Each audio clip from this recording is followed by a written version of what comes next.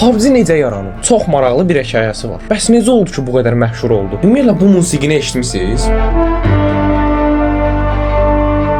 Bu musiqini ümumiyyətlə kim bəstələyib? Hamısını bu videoda deyəcəm. Başlayalım inşallah. Videonu PUBG-də botunuz olan dostunuza göndərməyi unutmayın. Getdik. PUBG dünyanın ilk Battle Royale oyunu deyil. Battle Royale sisteminə ilk nümunəni 2012-ci ildə çıxan Minecraft'ın Hunger Games modunu demək olar. Ümumiyyətlə PUBG-də oyunçular təyyarədən bir adaya düşür və tək qalana qədər savaşırlar. Oyunçular silah, dərman və ya ləvazimatlar tapmaq üçün evlərə girir ya da ətrafı araşdırır. PUBG-ni yaradan Brendan Greene əslində bir mod yaradıcısı idi. 1976-cı ildə İrlandiyada dünyaya gəlib. Əvvəllər qrafik və web dizayner kimi işləyib pul qazanırdı. O ümumiyyətlə FPS oyunlarını çox sadə və sıxıcı hesab eləyirdi. Oyunların daha real və taktik olmasını istəyirdi. Braziliyaya keçəndə Arma 2-nin DayZ modunu oynayırdı və oyunun həyatda qalma mexanizmindən çox təsirləndi. Yavaş-yavaş bu oyunu modlamağı öyrəndi. 2013-cü ildə Arma 2 oyununda olan DayZ moduna Hunger Games filmindən ilhamlanaraq Battle Royale modunu əlavə elədi. Yaxşı, bəs Battle Royale adı hardan çıxdı? Bu ad 2000-ci ildə çəkilmiş eyni adlı Yaponiya filmindən gəlir. Filmdə bir qrup şagird adada döyüşməyə məcbur edilir və tək qalana qədər mübarizə aparır. Green'in əsas məqsədi filmdəki kimi gərgin və strategiyaya əsaslanan bir oyun təcrübəsi yaratmaq idi. 2014-cü ildə Arma 3 üçün daha yaxşı Battle Royale modu hazırladı. Bir gün içində bütün serverlar dolmağa başladı. Oyunçular bu modu çox bəyəndilər. Serverlər tez-tez çökürdü, çünki serverlərin pulunu öz cibindən ödəyirdi və pulu yox idi. Arma 3-ün yaradıcıları onunla əlaqəyə keçib modu inkişaf etdirmək qarşılığında maddi yardım elədilər. 2015-ci ildə Daybreak oyun studiyası H1Z1 oyununa Battle Royale modunu əlavə eləməsi üçün iş təklif elədi. Artıq rəsmi olaraq oyun komandasında işləyirdi. Burada bir il işlədikdən sonra ayrıldı. 2016-cı ildə Koreyanın Bluehole studiyasından ona məktub gəldi. Studiyanın CEO-su ona öz Battle Royale oyununu yaratması üçün təklif göndərmişdi və nəticədə Green'in öz ağlındakı oyunu yaratmaq imkanı yaranmışdı. Beləliklə Koreyaya köçdü və 2016-cı ildə oyunu düzəltməyə başladılar. Green H1Z1 oyundakı təcrübəsindən istifadə edərək PUBG-ni düzəldərkən eyni səhvlərə yol vermədi. Oyun hazır oldu, amma gözləntiləri bu qədər yüksək deyildi. Oyunun təqdimatını eləyəndə Koreyada çox da maraqla qarşılanmamışdı. Amma onlar çox inamla işləyirdilər. Hətta bəzi işçilər könüllü olaraq işdən əlavə oyunu düzəldirdilər. Koreyalılara maraqlı olmadığı üçün şirkətin adını Krafton ilə dəyişib Amerikada ofis açdılar. Oyunun adı Battle Royale olacaqdı, amma müəllif hüquqları var idi. Sonra Battleground seçdilər, amma bunda da müəllif hüquqları var idi. Ad tapa bilmədikləri üçün Brendan Greene'in öz onlayn nickname olan PlayerUnknown ilə birləşdirərək PlayerUnknown's Battlegrounds, yəni PUBG qoydular. Oyunu düzəldərkən maşınların səsini əsl maşınlarla qeyd elədilər. Xəritənin də adını öz qızının adı olan Erin'in adından Erangel qoydu. Erin qızın adı Angel da mələk deməkdir. Və nəhayət 23 mart 2017-ci ildə PUBG Steam'də yayımlandı. Oyun qısa zamanda partlayış elədi.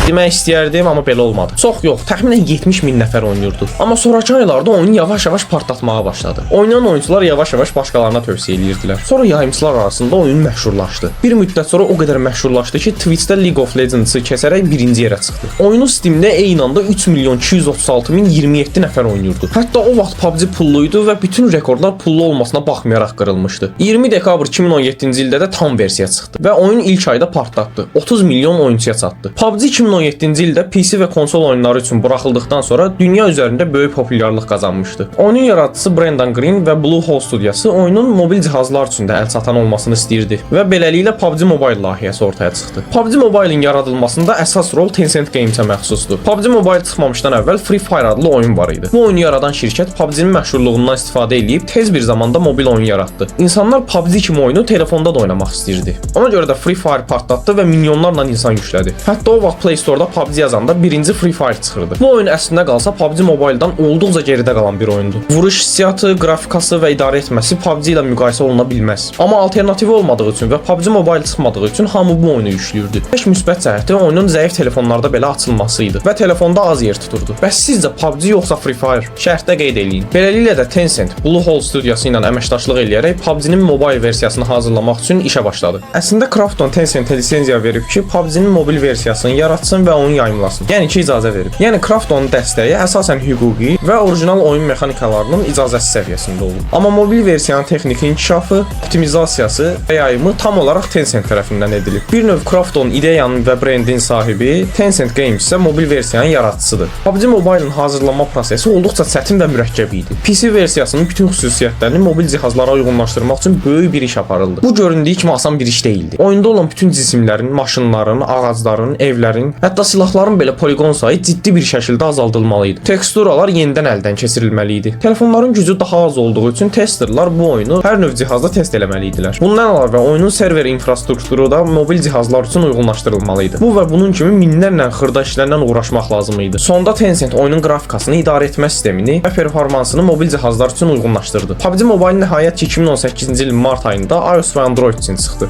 Oyun buraxıldığı ilk həftədə milyonlarla yükləmə qazandı və mobil oyun bazarında lider mövqeyini tutdu. Oyunun buraxılışı ilə birlikdə mobil oyunçular da PC və konsol oyunçuları kimi Battle Royale oyunları oynamağa yönəldilər. PUBG Mobile buraxıldıqdan sonra həm oyunçular, həm də tənqidçilər tərəfindən müsbət rəylər aldı. Oyunun qrafikası, idarə etməsi və performansı mobil cihazlar üçün olduqca yüksək qiymətləndirildi. Artıq yeni çıxan telefonları PUBG Mobile yükləyərək test edirdilər. Hətta indinin özündə belə görərsiniz ki, təzə telefon çıxanda PUBG Mobile yükləyib enerji və istilik test eləyirlər. Bundan əlavə oyunun PC versiyası ilə uyğunluğu da oyunçular tərəfindən yüksək qiymətləndirildi. PUBG Mobile qısa müddət ərzində dünya miqyasında fenomenə çevrildi. Oyun xüsusilə Asiya ölkələrində böyük populyarlıq qazandı. Hətta 2020-ci ildə oyun dünyanın ən çox nüfuzuna malik Hindistanda qadağan edilməsinə baxmayaraq hələ də dünyanın ən məşhur oyunlarındandır. Hətta oyunun sonradan Hindistan versiyası da çıxdı. PUBG-nin həmin o məşhur musiqisini oyun bəstəkarı olan Tom Salta hazırlayıb. Hətta həmin bəstəkar Ghost Recon və Halo kimi oyunlarda çalışıb. PUBG PC-də daha çox realistik və gərgin abu-hava üçün instrumental soundtracklər istifadə olunub. Yaxşı, bəs siz hələ də bu oyunu oynayırsınız? Nə vaxtdan oynamağa başlamısınız? Mən şəxsən PC-ni yox, mobil çıxandan sonra oynamağa başlamışam. Təxminən 2019-cu illərdə. Yaxşı, bəs sizdə nə vaxtdır? Şərhdə qeyd eləyin. Hə, bir də videonu like edib kanala abunə olmaq yadınızdan çıxmasın.